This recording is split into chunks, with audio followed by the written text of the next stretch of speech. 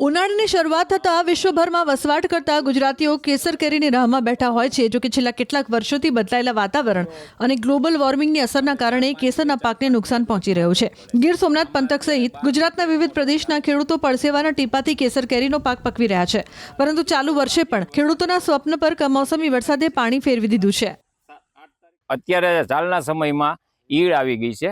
ઈડું 2-3 જાતની ઈડ છે. કોરામણની ઈડ છે, પછી પાનખારની ઈડ છે, એ બધી ઈડ છે. અને દવાઓ થોડુંક કંટ્રોલ થાય છે. બાકી બહુ આ દવા છાંટીએ તો ઓલો રોગ આવે, ઓલી દવા છાંટીએ તો ઓલો રોગ આવે. દવામાં કાંઈ કંટ્રોલ નથી. એ રીતનું વાતાવરણ થોડુંક ભોગવે છે, થોડુંક દવાઓ ભોગવે છે. એ રીતનું આજે રોગ જીવાતો આવે છે, એના માટે જવાબદાર શું? એના માટે જવાબદાર છે ને વાતાવરણ વધારે અનુકૂળ લાગે. એ વાતાવરણ હરખું અનુકૂળ હોય ને તો કેરી થઈ શકે. બાકી કેરી નાબૂદ. આ અત્યારે ગીર પંથક બધું નાબૂદ થવાની તૈયારીમાં છે. ચાલુ વર્ષે જે આવરણ આવ્યું છે ગ્લોબલ વોર્મિંગને કારણે હાલમાં જે માવઠું થયું છે અને હાલમાં આજની તારીખમાં પણ જે ગીર પંથકમાં વરસાદ પડ્યો છે એની હિસાબે થોડા સમયથી બગીચાની અંદર ઈયળ અને ફૂગ દ્રશ્ય જેવું દેખાણું છે. એની હિસાબે અત્યારે ખેડૂતો હેરાન છે.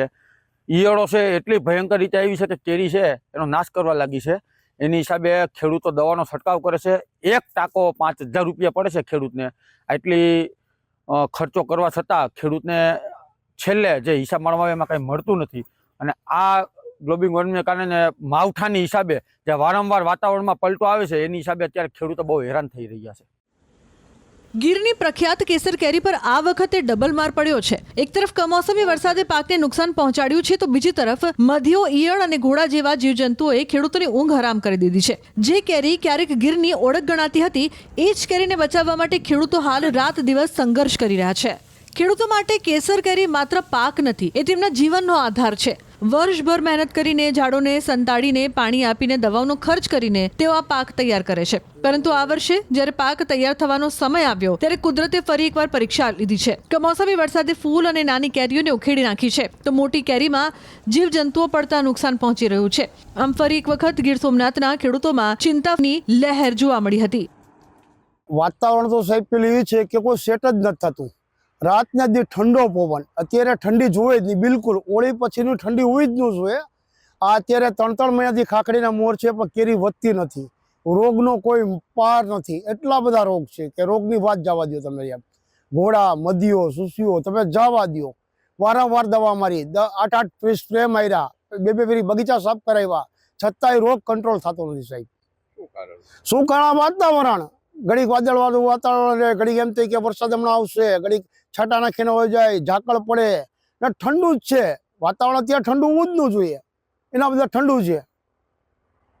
ઈયળ આવી છે એવું સાંભળવા? ઈયળ તો તમે જવા દો, એટલો બધો ઈયળનો આક્રમણ છે ને કે વાત જવા દો સાહેબ.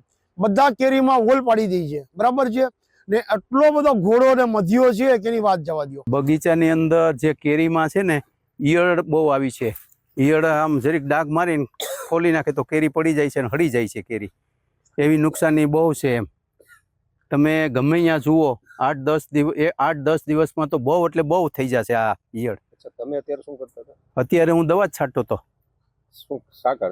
શા કારણે એટલે આ ઈયળને હિસાબે, ઈયળ છે, મધ્યો છે, થ્રીપ છે, એને હિસાબે દવા છાંટા જ કરીએ. 8 દી અમે દવા છાંટીએ છીએ બગીચાની અંદર, તોય કંટ્રોલ નથી થતો રોગ. ઈયળ આવી જાય, થ્રીપ્સ આવી જાય, મધ્યો એટલો બધો આવી જાય, આંબા એટલા બધા કારા કરી નાખે કે તમે એની વાત પૂછોમાં. શું લાગે છે કેસર કેરીનું આ વર્ષે? કેસર કેરીનું તો આ વર્ષે 30% ઉત્પાદન થવું અઘરું છે. આ વર્ષે બહુ ઓછું થવાનું છે રોગને હિસાબે, વાતાવરણને હિસાબે. વાતાવરણ આ વર્ષે બહુ નડ્યું છે કે ભાઈ થોડાક દે વરસાદ, ઘોરો, વાતાવરણ અનુકૂળ નથી આવતું એટલે આ કેરીનું ઉત્પાદન ઘટી ગયું છે. ખેતીનો મુખ્ય પાક એવો આંબા પાકમાં જે જલવાયુ પરિવર્તન થયું છે અને જે ઉનાળાનો સમય છે તેમ છતાં પણ ગરમી જેવો અહેસાસ થતો નથી. ત્યારે 32-33 ડિગ્રી તાપમાન રહેતું હોય, કમોસમી વરસાદ પણ પડતો હોય, તો આ સમયે આંબા પાકમાં સોનમાખી અને ફળ કોરી ખાનારી, જેને ફ્રૂટ બોરર કહેવામાં આવે છે, એનો ઉપદ્રવ ખાસ જોવા મળે છે.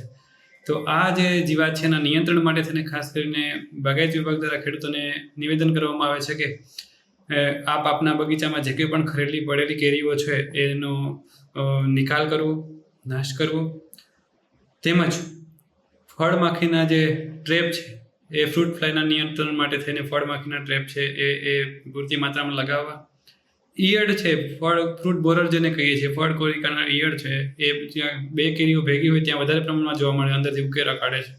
તો આ જે ઈયળ છે એ ફ્રૂટ બોરરના નિયંત્રણ માટે થઈને એમામેક્ટિન બેન્ઝોએટ છે, અથવા તો એઝાડિરેક્ટિન છે, નીમ ઓઇલ કહીએ છીએ એ, અથવા તો સાયપરમેથ્રિન છે, અથવા તો લેમ્બડાસાયલોથ્રિન છે, એવી ઈયળનાશક દવાઓનો છંટકાવ કરી અને આનું યોગ્ય નિયંત્રણ કરવું જોઈએ.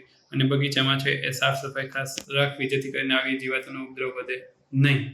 ચાલુ વર્ષે જાણે ગીરની કેસર કેરી પર ગ્લોબલ વોર્મિંગનું ગ્રહણ લાગ્યું હોય તે પ્રકારના દ્રશ્યો છે તે સર્જાઈ રહ્યા છે. કેસર કેરી પકવતા ખેડૂતો છે તેઓ મોટી મુશ્કેલીનો સામનો કરી રહ્યા છે, કારણ કે ગીર પંથકની અંદર સતત ભેજવાળું અને વાદળછાયું વાતાવરણને લઈ કેસર કેરીનો જે આ પાક છે તેમના ઉપર કમોસમી વરસાદ અને ત્યારબાદ જે વાદળછાયું વાતાવરણ રહેતું હોય છે તેમને કારણે કહી શકાય કે ઈયળ, મધ્યો સહિતની જે રોગ જીવાતો છે તે વારંવાર આવી રહી છે. અને તેમના કારણે હવે જ્યારે કેસર કેરી છે તે પાક ઉપર આવી છે, કહી શકાય કે હવે ટૂંક સમયની અંદર જ આ ગીરની પ્રખ્યાત કેરી બજારમાં આવવા માટે તૈયાર થઈ છે. અને તેમ છતાં પણ આ કેરી ઉપર જે રોગ જીવાત આવી છે તેમના કારણે ખેડૂતો પરેશાન થયા છે. હું સીધા આપને દ્રશ્ય બતાવીશ કે આ ગીર પંથકનું માધુપુર ગીરનો વિસ્તાર છે ને અહીં આ ખેડૂત છે તે દવાનો છંટકાવ કરી રહ્યો છે. જોકે ખેડૂતોનું કહેવું છે કે વારંવાર બદલાતા વાતાવરણ અને ગ્લોબલ વોર્મિંગની અસરને કારણે આ ચાલુ વર્ષે ગીરની પ્રખ્યાત કેરી ઉપર ગ્રહણ લાગ્યું છે. અને કેસર કેરી ના રસિકો માટે પણ ક્યાંક ને ક્યાંક આ ચિંતાનો વિષય માની શકાય, કારણ કે કેસર કેરી પુષ્કળ પ્રમાણમાં છે, પરંતુ આ કેસર કેરી ઉપર જે પ્રમાણે ગ્લોબલ વોર્મિંગની અસર થઈ છે અને તેમના કારણે આ કેરી છે તે હવે ધીરે ધીરે નષ્ટ થઈ રહી છે. દિનેશ સોલંકી, ન્યૂઝ 18 ગુજરાતી, ગીર સોમનાથ.